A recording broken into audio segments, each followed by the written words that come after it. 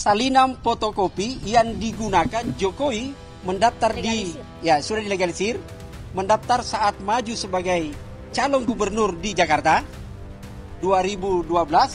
Lalu kemudian yang satu adalah mendaftar calon presiden di tahun 2014 dan tahun 2019 jadi 3. Nah, dari 3 ini itu legalisirnya berbeda warna. 2014 dan 2012 itu sama-sama warna merah.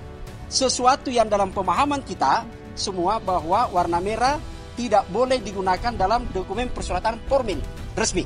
Nah, itu yang satunya adalah 2019 warna biru gitu. Jadi itu saya sini. Jadi ada 3 kita sudah peroleh dokumen itu. Sampai kemudian ada yang lain-lain tidak dimiliki gitu ya. Itu yang ketiga.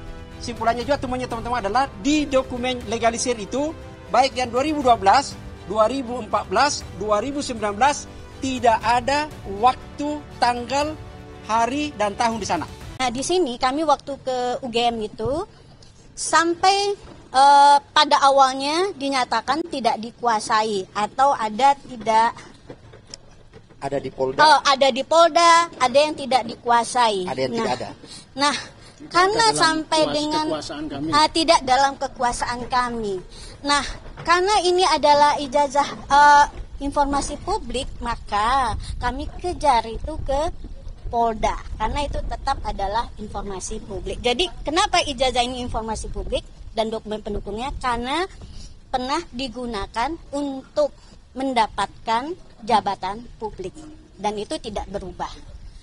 Lalu apalagi yang kami dapat? Nah, yang kami dapat itu dari awalnya KPU tidak memberikan, KPU pusat menyatakan bahwa yang kami minta adalah informasi yang dikecualikan.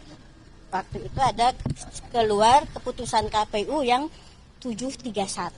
Tetapi untunglah kemudian diralat sehingga kami mendapatkan panggilan tanggal 1 untuk tanggal 2 tetapi berhalangan, akhirnya dapat tanggal 10. Kami dapat 2 salinan legalisir ijazah yang digunakan tahun 2014 dan 2019 dan itu kami kunci ya. Itu fotonya adalah berkacamata, kemudian tetap ada toganya, ada pakai jas dan itu dengan cap yang tidak melewati jas. Dan 2 dokumen itu berbeda cap legalisirnya dan tanpa tanggal. Artinya dilakukan 2 legalisir yang proses legalisir yang berbeda waktu mungkin ya.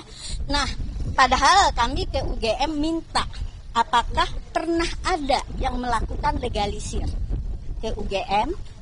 Kemudian apakah pernah ada permintaan verifikasi, karena ini dari KPU ya. Kalau yang melegalisir berarti Jokowi sendiri, pihak Jokowi sendiri melakukan legalisir ijazah. Karena saya pernah pengalaman melegalisir ijazah. Nah, jadi di sini kami kunci antara akan meminta konfirmasi nih antara pihak UGM dengan KPU. Dokumen yang sama juga kami dapatkan dari KPU DKI. 1 ijazah yang juga legalisirnya posisi berbeda. Yang 2012 dari KPU DKI dengan 2014 itu legalisirnya berwarna merah, tetapi pada posisi yang berbeda. Sedangkan dari KPU DKI yang 2019 itu warna biru. Dan dari KPU DKI kami juga mendapatkan berkas yang di checklist serah terima dokumen waktu pencalonan. Oke, makasih. Bentar ya.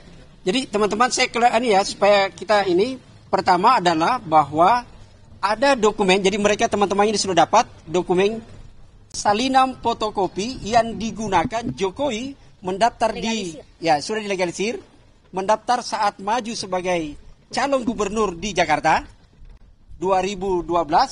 Lalu kemudian yang satu adalah mendaftar calon presiden di tahun 2014 dan tahun 2019 jadi 3. Nah, dari 3 ini itu legalisirnya berbeda warna. 2014 dan 2012 itu sama-sama warna merah. Sesuatu yang dalam pemahaman kita semua bahwa warna merah tidak boleh digunakan dalam dokumen persyaratan formal resmi. Itu. Yang ada biasanya surat cinta, tinta merah. Itu dulu gitu ya. Nah, itu yang satunya adalah 2019 warna biru. Gitu. Jadi itu saya sini. Jadi ada 3 kita sudah peroleh dokumen itu. Sampai kemudian ada yang lain-lain tidak dimiliki gitu ya. Itu yang ketiga, simpulannya juga teman-teman adalah di dokumen legalisir itu baik yang 2012, 2014, 2019 tidak ada waktu, tanggal, hari dan tahun di sana. Oke, jadi itu temannya. Nah, apakah itu pelanggaran seperti apa? Nanti kita dengar jawabannya dari UGM. Siapa lagi? Dan Pak, jadi boleh saya sampaikan sedikit ya. Kenapa kita sampai ke sengketa? Harusnya kalau itu dokumen diserahkan, ya itu nggak perlu sengketa. Kenapa? Karena KPU menutup sebagian informasi dan tidak memberikan beberapa informasi yang lain. Terutama itu menutup sebagian. Lalu yang untuk Polda sama sekali tidak. Jadi UGM sama sekali kita tidak mendapatkan dokumen. Tetapi KPU memberikan sebagian. Solo juga tidak sama sekali. Artinya ini nih, sesama KPU kebijakan tentang informasi publiknya, pemahamannya, penerapannya juga berbeda. Dan kami ingin, upaya kami ini adalah penyelesaian menyeluruh dan untuk perbaikan sistem ke depan. Baik pada keterbukaan informasi di integritas di dunia pendidikan, dalam hal ini adalah persoalan ijazah palsu itu akan banyak ke depan. Yang kedua adalah bahwa di proses KPU harus dibenarkan, ya, karena KPU sendiri mengaku mereka cukup dengan melihat bahwa ijazah itu fotokopi itu sudah dilegalisir, mereka tidak melakukan katanya verifikasi. Nah, itu bisa fatal nanti. Oke, ini ada tambahan dikit, Bung Ahyar. Jadi saya ingin tambahkan ya, tadi mungkin udah disinggung sedikit tapi belum tersampaikan poinnya. Jadi kenapa kami mengajukan permohonan itu tidak hanya satu lembaga tapi UGM, KPU Solo, KPU DKI, KPU RI, dan Polda. Karena persoalan ijazah ini sebenarnya bukan hanya apakah dokumen fisik ijazah tersebut asli atau palsu. Tapi jadi gini, dokumen itu secara fisik mungkin saja kertasnya asli, tintanya benar, fontnya benar, ditandatangani oleh pejabat yang berwenang, legalisirnya benar, mungkin saja seperti itu. Kami tidak tahu, kami tidak dalam posisi menilai itu. Tapi persoalannya tidak hanya apakah dokumen tersebut asli atau palsu, tapi apakah yang bersangkutan dalam hal ini Joko Widodo itu secara hukum itu dia berhak atau tidak terhadap dokumen tersebut.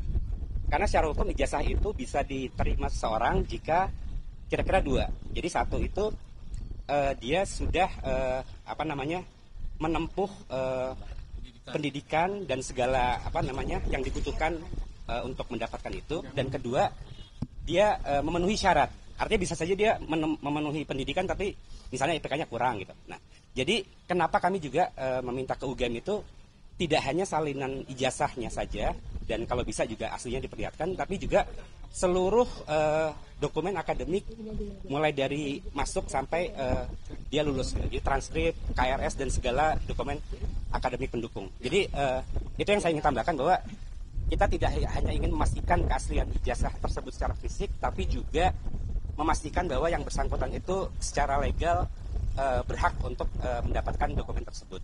Nah, kami ini sebenarnya di KIP ini sudah alhamdulillah sudah pengalaman lah. Jadi tahun kemarin kami dan teman-teman itu udah beberapa kali mengajukan permohonan di KPU dan dikabulkan. Jadi Komisi Informasi ini menurut kami salah satu lembaga yang cukup kami nilai berintegritas. Jadi masih bisa kita percaya lah. Insya Allah kita bisa menang di sini. Silakan terakhir nih. Ya. Jadi teman-teman wartawan, seperti tadi sudah dijelaskan, bahwa hari ini ada 5 badan publik yang dijadikan sebagai tergugat atau termohon oleh 5 prinsipal pemohon tadi yang sudah disebutkan tadi. Itu artinya pada hari ini 5 badan publik ini dalam posisi tersandera hanya untuk kepentingan pribadi Jokowi. Padahal kalau kita bicara ijazah, ya, kemudian dikategorikan dia sebagai rahasia, kapan dia menjadi rahasia? Mulai dari calon wali kota, calon gubernur, sampai calon presiden sudah dijamah banyak orang, ya. Di partai dibolak-balik itu dokumen.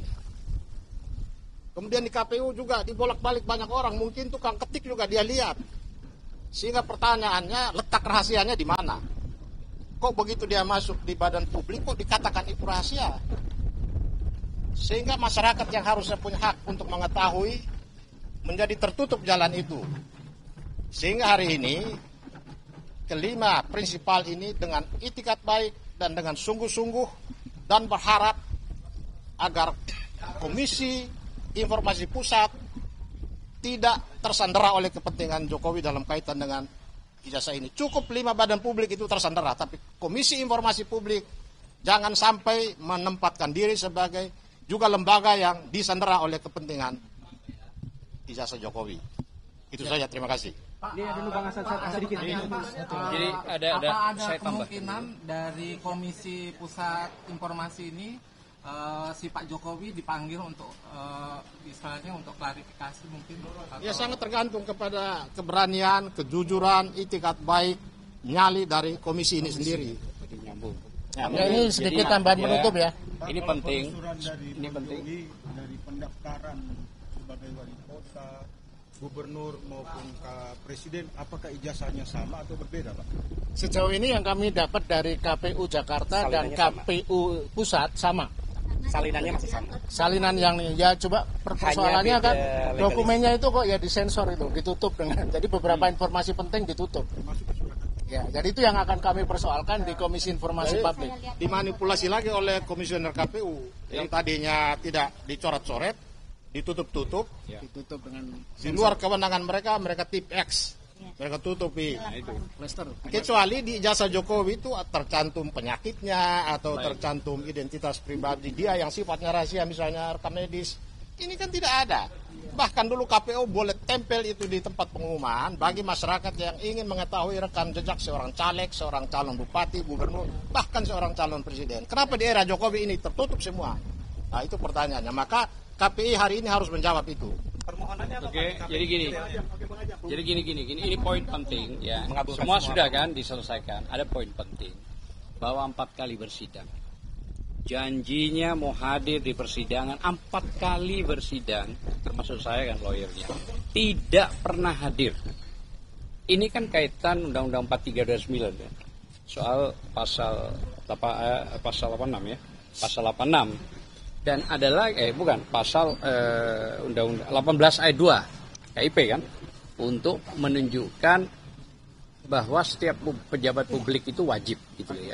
Jadi poin yang paling penting 4 kali bersidang tidak pernah hadir, janji melulu. Kalau lagi nanti waktu kita datangin ke Solo ya kan, waktu kita datangin ke UGM yang katanya mau ngasih 24 sampai 26 item, sama sekali tidak pernah ada satu item pun. Dan hasil dari CCTV yang pada saat itu ada 3 RRT yang hadir, Ismon dan Roy Suryo serta Dr. Tifa, kita minta dan perjanjiannya itu di CCTV akan diberikan, tidak ada juga, dan dilanjutkan tanggal 15-nya ke Solo, ke rumahnya Jokowi, tetap menjanjikan Pak Jokowi di persidangan. Fakta di persidangan tidak pernah hadir.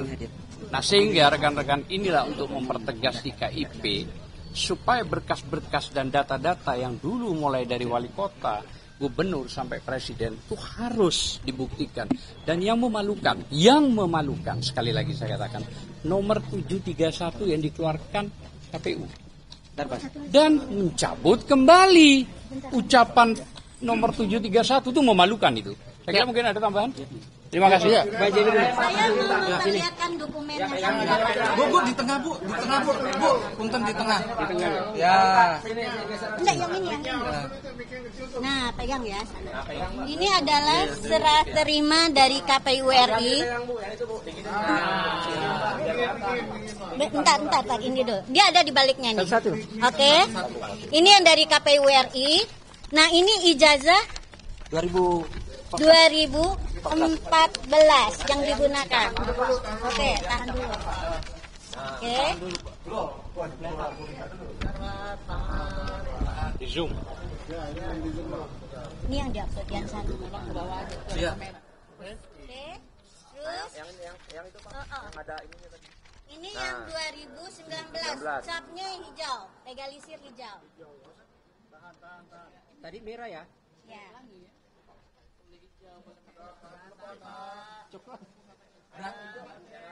Ini yang diupload Dian Sandi. Pembandingnya ya, pembandingnya. Sebagai pembanding ini. Ya, yang katanya Aswal Mas. Ini udah. Satu lagi belakangnya. Ini jadi yang kita dapat dari KPU 2, satu warna merah 2014 dan hijau capnya. Dan ini adalah serah terima dari KPU DKI, dokumen diserahkan. Lalu di baliknya adalah ini. Ini juga warna merah, tetapi posisi legalisirnya agak berbeda dengan yang 2014. Ya, saya kira cukup ya sebagai penutup. Poin penting yang ingin sampaikan, kalau perlu ada pengadilan administratif soal dokumen dan informasi, maka satu-satunya tempat yang benar adalah tempat ini, pengadilan dokumen informasi publik. Karena tidak semestinya masyarakat rakyat yang ingin memastikan kejelasan ijazah asli atau palsu itu bukan diadili, tapi diselesaikan di Komisi Informasi Publik. Terima kasih. Kita akan. Jadi kami permohonannya adalah semua permohonan yang kami kirim ke 5 lembaga itu dikabulkan oleh majelis hakim. Dan kami percaya KIP ini termasuk lembaga yang masih cukup kredibel dan berintegritas. Jadi dan ini persoalannya sangat sederhana dalam secara peraturan perundangan. Jadi kami insya Allah yakin majelis hakim akan mengabulkan permohonan kami. Kalau begitu artinya ijazah aslinya bukan ijazahnya akan ditunjukkan. Mestinya begitu. Salinan itu insya Allah diberikan. Kalau aslinya itu nanti ya kami minta diperlihatkan, tapi itu semua kan tergantung ya catatan penutup juga ini. Jadi ke UGM kami meminta 20 jenis dokumen kepada KPU Pusat dan KPU Jakarta, KPU Solo kita meminta 7 jenis dokumen. Kepada Polda Metro Jaya kita meminta 8 jenis dokumen. Tapi sejauh ini yang kami dapatkan dari KPU Pusat dan KPU Jakarta cuma 4 dokumen. KPU Solo tidak memberikan, hanya menjawab surat. Polda tidak menjawab sama sekali, dan UGM hanya menjawab surat tanpa pernah memberikan dokumen apapun selain menyebutkan 3 hal. Kami tidak menguasai dokumen itu. Kedua, dokumen itu dikuasai Polda. Yang ketiga, dokumen itu tidak ada. Terima kasih, dan kita saksikan bersama persidangan hari pertama ini. Terima kasih. Ada tambahan nggak Bu Mary? Tambahannya adalah dalam urusan tersangka ini harus dibuktikan dulu dokumen atau ijazahnya Bapak Jokowi.